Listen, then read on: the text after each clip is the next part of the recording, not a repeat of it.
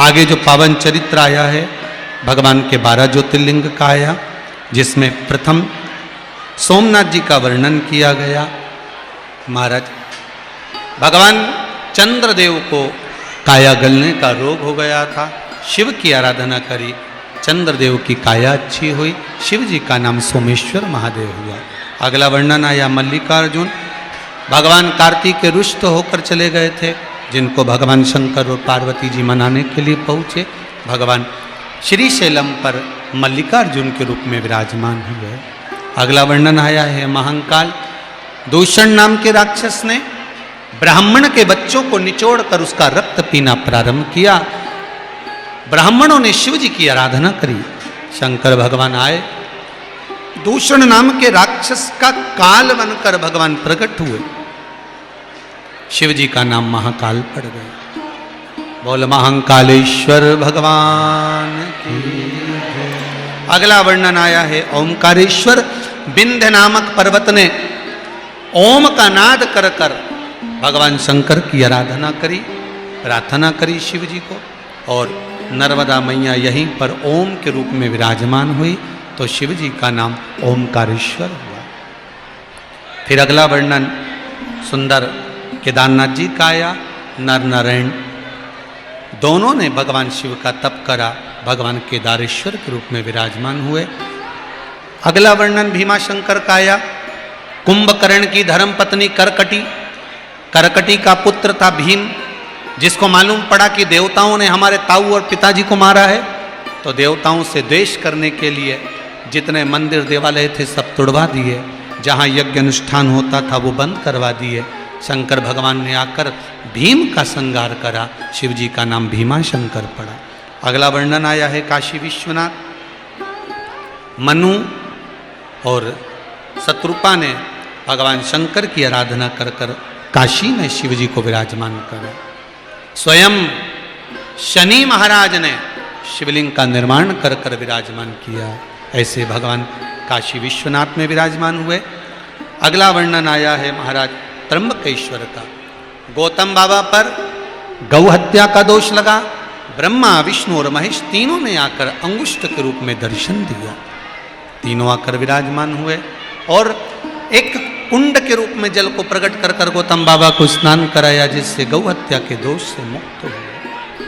अगला वर्णन है महाराज वैद्यनाथ जी का, रावण भगवान शिव को लेकर जा रहे थे, लघु शंका लगने पर शिव जी को पृथ्वी पर रखा, शिवलिंग उठा नहीं, भगवान वैद्यनाथ जी के रूप में विराजमान हो गए। फिर अगला जो वर्णन है वो नागेश्वर का है, दारुक नाम के राक्षस ने देवताओं को और मनुष्यों को परेशान करना प्रारंभ करा, शंकर भगवान आकर दारुक नाम के राक्षस का संहार करे, शिव जी का नाम नागेश्वर पड़ गया। फिर एक सुंदर भाव कहा है रामेश्वर का, भगवान राम जब लंका पर चढ़ाई करने जा रहे हैं तब बालू का शिवलिंग बनाकर उसका पूजन कर रहे हैं, भगवान ने राम ने जिसकी आराधना करी वही रामेश्वर। देखिए मेरे राम जी महाराज के जीवन में भी अगर दुख आया, सेतु पार नहीं हो पा रहे थे, तो शंकर की आराधना कर कर सेतु पार हो गए थे। आपके जीवन में भी जब दुख आए, कोई बांधा आ गई, पार नहीं हो पा रहे हो, तो शंकर का नाम लेकर आगे बढ़ जाना, सारी बाधाएं मिट जाएगी और आप आगे बढ़ जाएंगे। भगवान शिव की कथा कर। रामेश्वरम के बाद में वर्णन आया है कृष्णेश्वर का, सुधर्म नाम के ब्राह्मण की 2 धर्म पत्नियां थी, सुदेहा और घुष्मा। घुष्मा के संतान हुई तो सुधर्म ने कहा, घुष्मा इस बालक को तुम सुदेहा को दे दो, क्योंकि तुम्हारे गर्भ से अगर संतान हुई है तो और संतान हो जाएगी, तुम इसको सुदेहा को दो। सुदेहा को संतान दी, पाल पोस कर बड़ा करा सुदेहा ने, और पाल पोस कर बड़ा करने के बाद में सुदेहा उसका विवाह कर दी। विवाह होने के बाद वो बहू जब घर में आ गई और बहू को मालूम पड़ा कि मेरी असली सास तो घुष्मा है, तो उसने सुदेहा को पूछना बंद कर दिया। जब सुदेहा को पूछना बंद करा तब सुदेहा को क्रोध आ गया, बेटा सो रहा था, तलवार से उठाकर उसने बेटे के टुकड़े टुकड़े कर दिए, उसको कपड़े में बांधकर तालाब में फेंक दिया। घोषमा का नियम था, प्रत्येक सोमवार को शिव जी की आराधना करके पार्थिव शिवलिंग का निर्माण कर कर पूजन कर कर विसर्जन करने जाती थी। आज जब विसर्जन करने के लिए गई, मन में आया मेरे बेटे का दर्शन नहीं किया, भगवान मेरे बेटे का दर्शन कराओ।